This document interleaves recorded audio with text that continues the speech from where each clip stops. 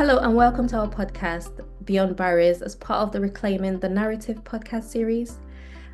I'm your host, Juliana AmeH, and today I'm joined by our incredible guest, Keisha Swaby.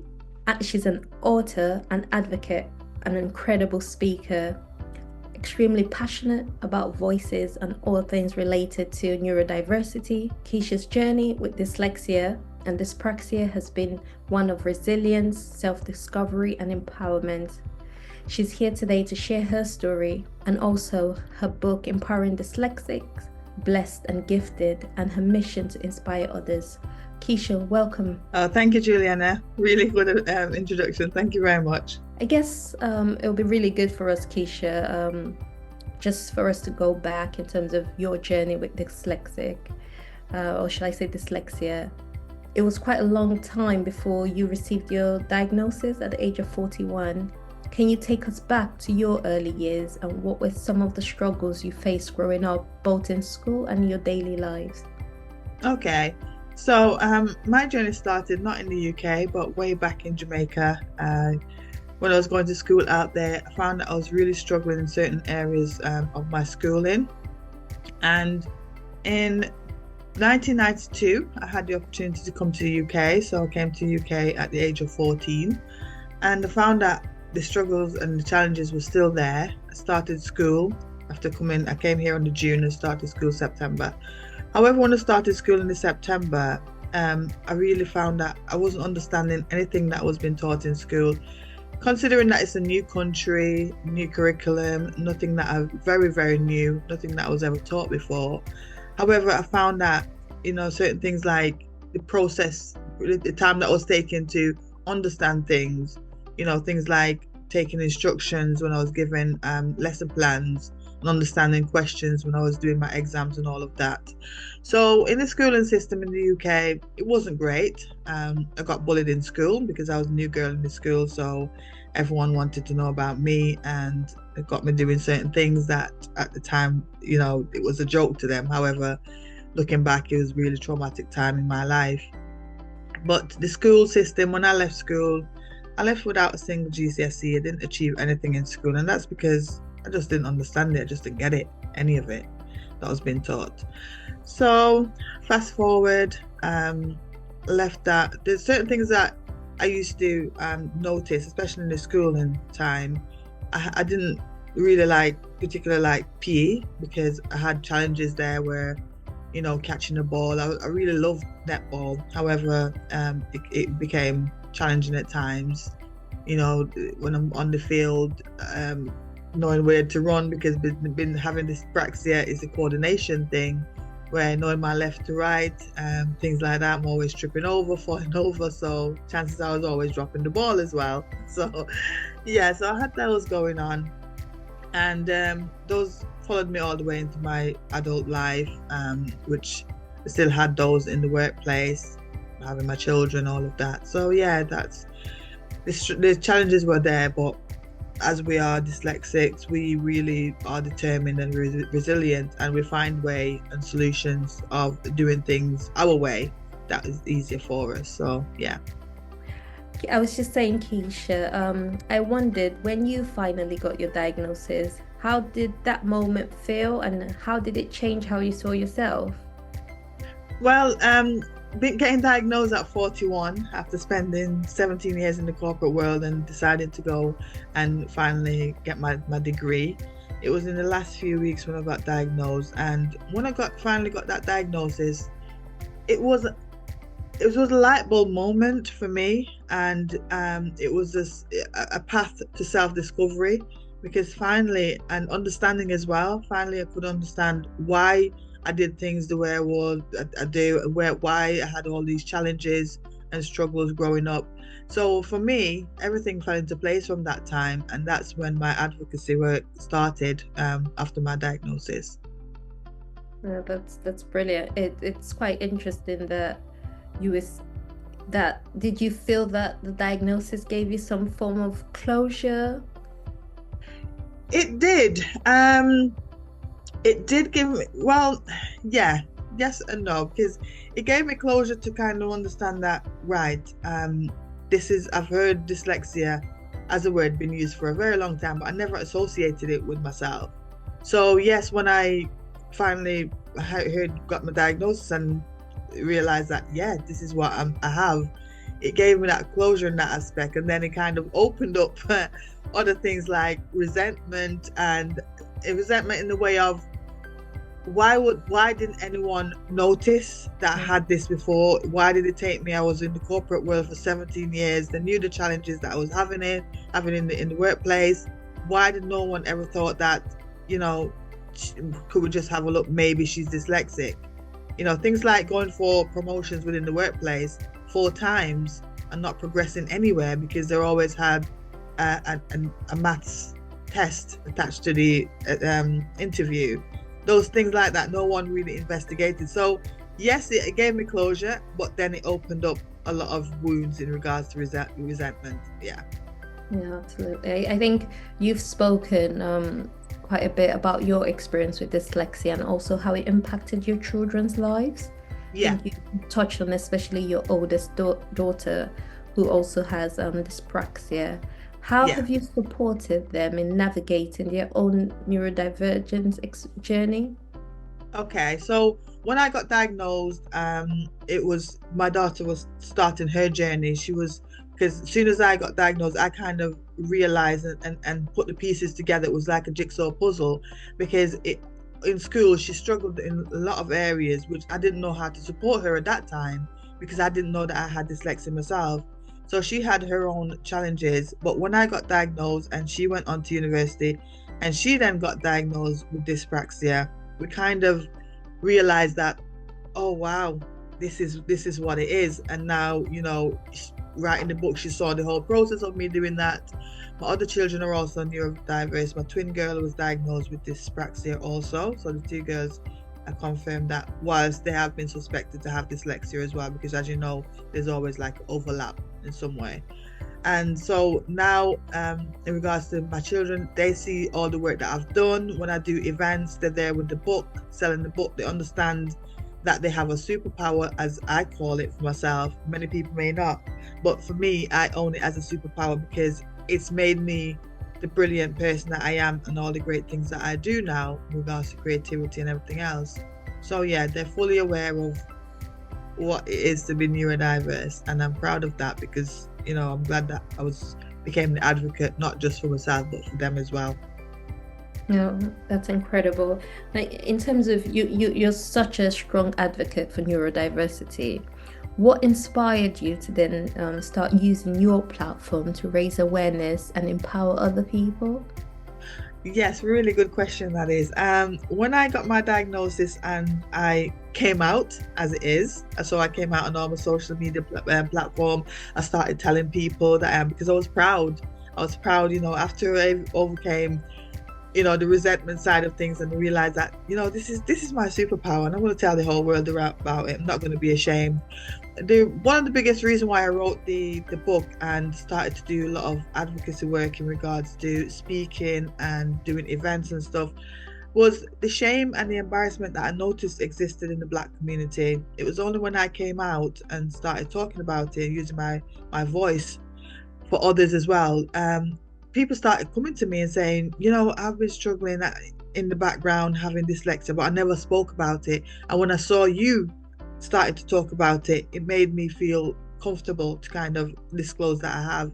And I say to a lot of people, disclosure is absolutely amazing, because it will give you the access to the support and the understanding around you, especially with people who don't understand what it is to be neurodiverse. There's family members that don't get it, they don't really understand. So the more you talk about it and kind of change a narrative, because my mission has always been to change a narrative from, I don't say, anyone who's read my book, they will see as a clear thread through my book. I've never used the word, I don't like using the word difficulty. It's not a learning difficulty, it's a learning difference. And that's what I've been trying to change the narrative. And why I've been changing the narrative for that is to empower others to understand that there's nothing for you to be ashamed of. It's nothing to be embarrassed about. If anything, you are super intelligent. It's because, as we know, it's got nothing to do with intelligence. You're not stupid, you're not thick, you're not daft, you're not dunce, all those words that we had associated with us growing up. So yeah. No, that's incredible because as we both know, there's still a lot of misunderstanding around dyslexia.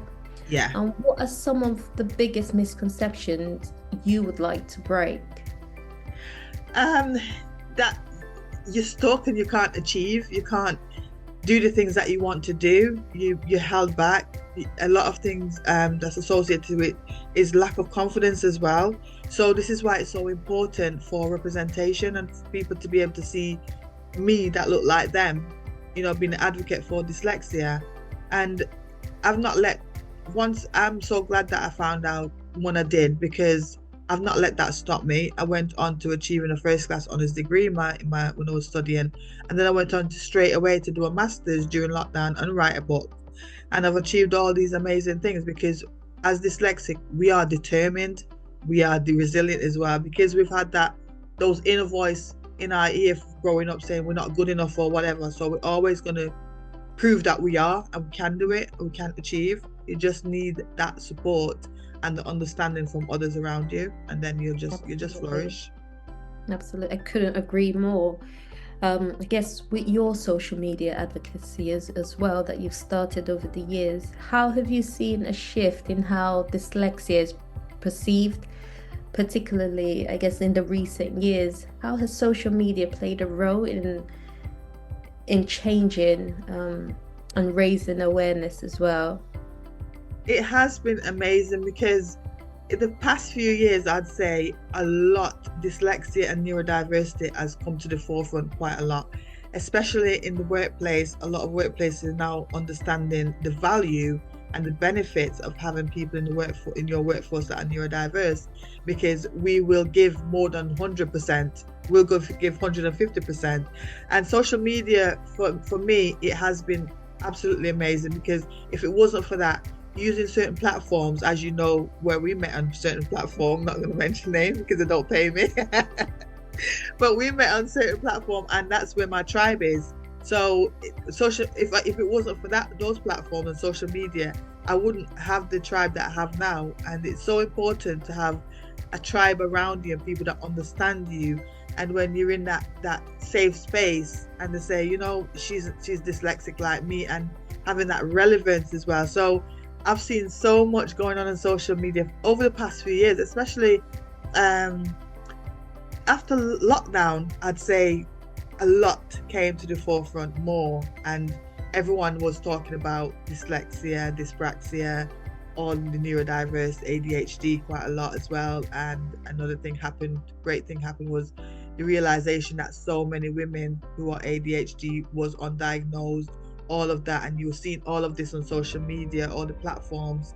So it has been brilliant. And I think looking back now, if it wasn't for that, we wouldn't have so much awareness now. We would not have seen so much representation, and it has been absolutely amazing. I think it has been, and it's good for the younger generation as well, because for them now, when you say to someone in the younger generation, the Gen Z, I'm not quite sure what Gen Z, but my daughter's kind of demographics, where she's 23, it's like nothing to them now. It's not they're not embarrassed to talk about it. And that's really good, because they can see other people in certain positions talking about it, or talking about it openly as well, and widely as possible, and globally as well. So yeah, it's been amazing.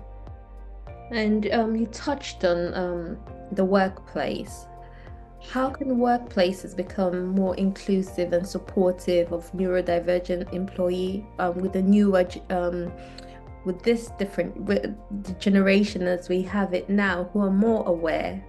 What can employers do to support them better? Employers need to understand the greatness of having us within their workforce, and they need to learn from us what works for us, and don't think that one size fits all, because not because we're both dyslexic, it doesn't mean that we have the same challenges going on. It doesn't mean that everything is the same. So it's finding out about each employee, it's finding out, encouraging and having that safe environment for them to feel okay to disclose, because that's one of the biggest barriers in the workplace, is people are suffering in silence. I was one of them, suffered in silence, and I didn't know what to do. So if you have a inclusive environment where, you know, you're championing dyslexia, championing neurodiversity, no one's going to be ashamed to come out and talk and say, I'm that person who have these challenges. I'm that person who need that extra support or need certain things to be this way for me so that I can thrive in the workplace. And it's about understanding, and also a lot to do with the processes that they have in place, because as we all know, a lot of workplaces do not have the process that's inclusive for us as neurodiverse people. For example, the whole interview process, that is so wrong. You know, they find it hard to give someone, a candidate, questions before. There's nothing wrong with that. You know, it's in order to help them to prepare for it. It's nothing wrong with finding out what the learning style is, or the visual or the auditory.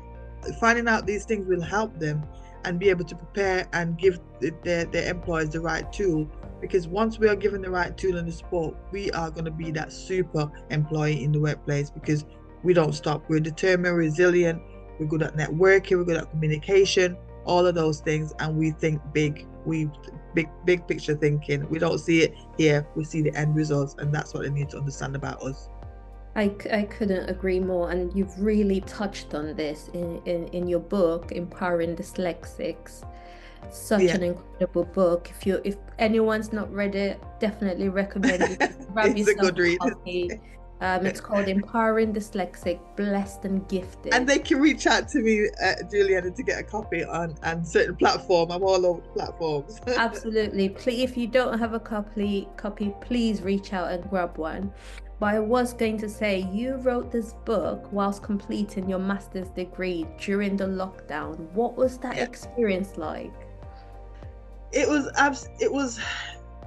a sense of relief to be able to, because what I wanted to do is to share my journey and my story in a wider way. And the best way that I could have done that is to write a book, because funny enough, I've always wanted to go to Dubai, but my book got to Dubai before I did, and my book got to America. It's all over. So it's that getting it out there, because as much as I'd like to do talks, I do talks in university, schools, workplace, and all of those things, but I cannot cram my whole journey and story in a half an hour speech or an hour speech or 20-minute speech.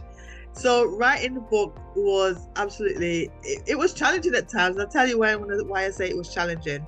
I was doing a master's very academically. So I was trying to, my brain, when I'm trying to do assignments, because I was doing everything at the same time. So trying to switch from writing academically to layman terms so that my community and my tribe can understand me, that was one of the biggest challenges I had, because I wanted it to be in simple form, in simple terms that people could understand it.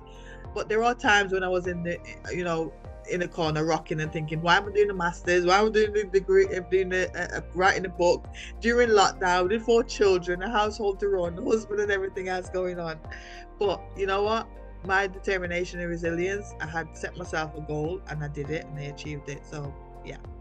Absolutely incredible. And what is the key message you hope the readers will take away from your book? Oh, there's so many key messages. Those who have already read my book, they'll know there's so many key messages that I send out in my book. One of the biggest one is don't be ashamed, and don't be embarrassed about, and don't get hung up on people's opinion about you. People's opinion about you do not pay your bills, and it's none of your business what they think of you.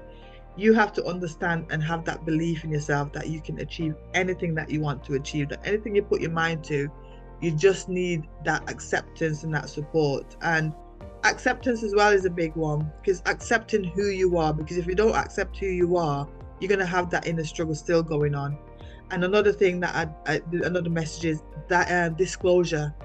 Honestly, when I got my diagnosis and I disclosed to my university when I was at the start of my journey for my master's, I cannot tell you the amount of support that I got from my university, just because I was able to say, this is me, this is what I need, this is who I am. Extra time for my exams, being able to use assistive technology in the lecture room, you know, that was a game changer for me, where I can just bring my laptop in there, put on the slides what the lecturers put on, and I can record everything so that I can go back because one of the thing that I came up against in my master's was being in the classroom. My lecturer is doing the notes and on the teacher in the front of the classroom, and I'm trying to write to take notes, and when he says, "Is everyone finished?" and I say, "Yeah, but I haven't finished because I take information very slow," but I was embarrassed, to say, "Can you go forward?" because I don't want to hold up the rest of the class. So having that technology there to help me, that was a game changer, and it's all because I was able to disclose, and then knew I had a PLP in place. I had all of these things, and they supported me with different colored stuff and everything that makes it a lot easier for me. So yeah, disclosure is massive. Absolutely. I can relate so much to the idea when you are in a lecture room, for instance, and you're trying to take down the notes, and sometimes writing the notes and coming back and thinking, what was that? What was I that? write? No, but absolutely, it's a book that inspires, it empowers, and it just shows the journey of overcoming challenges. Yeah. Keisha, can you tell us where can the listeners find your book? Where can they learn more about your work as well? Okay, so I don't know if I can mention that certain platform that I'm always on, because a lot of us, that's where we are really. And there's a platform that I don't promote my book through, and a lot of people will know that platform because we don't get a lot of returns from our book selling it that way. So I always encourage me, like yourself, Juliana, you reached out to me and I sent you a link, and you purchased my book that way, direct from me. So the best way to purchase my book is to get it direct from me. If you're not based in the Manchester area, which is where I'm based, I will post it out to you, and you'll get it that way. However, yeah, it's a good read, if I must say. No, absolutely. And what we will do, we'll have a link attached to the video as well. So if you wanted to purchase directly from Keisha, you can also click on the link, and it'll take you to her direct page in terms of getting the book posted out to you. I wanted to say, Keisha, for anyone listening who may be struggling with dyslexia or a neurodiverse condition, what words of encouragement would you like to share, or advice as well? Don't feel like you're alone. Don't feel isolated. As I spoke earlier on in this about finding your tribe.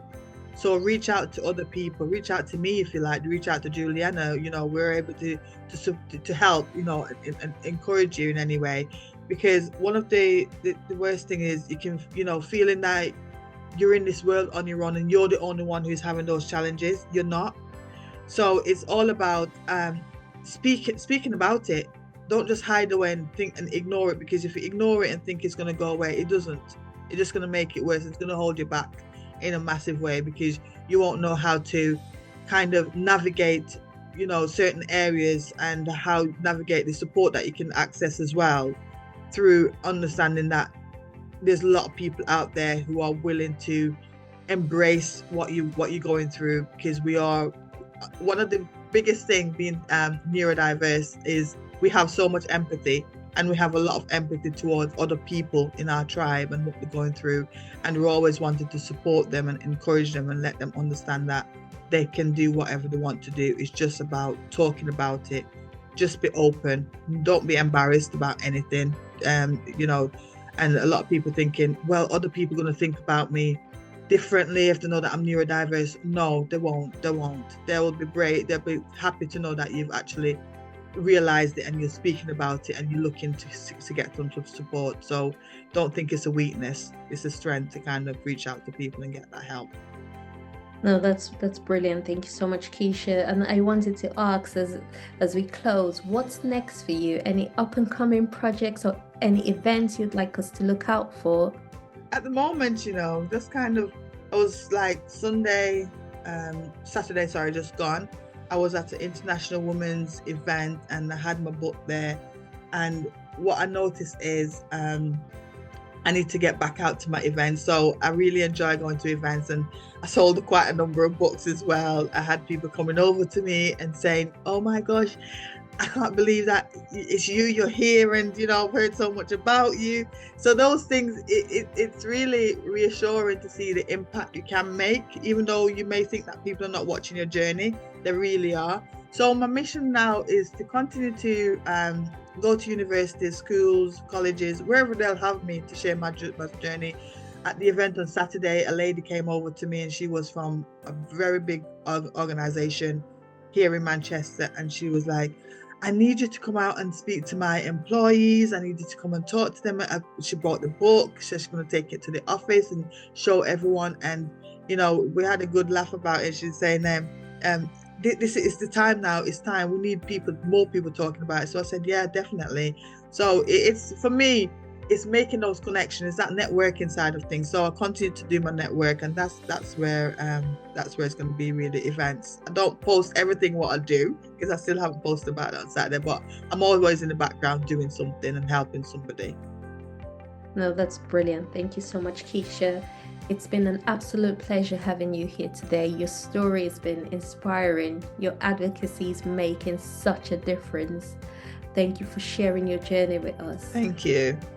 And to our listeners, if you've enjoyed the conversation, be sure to subscribe and like our channel, and keep watching for more discussions. Until next time, thank you.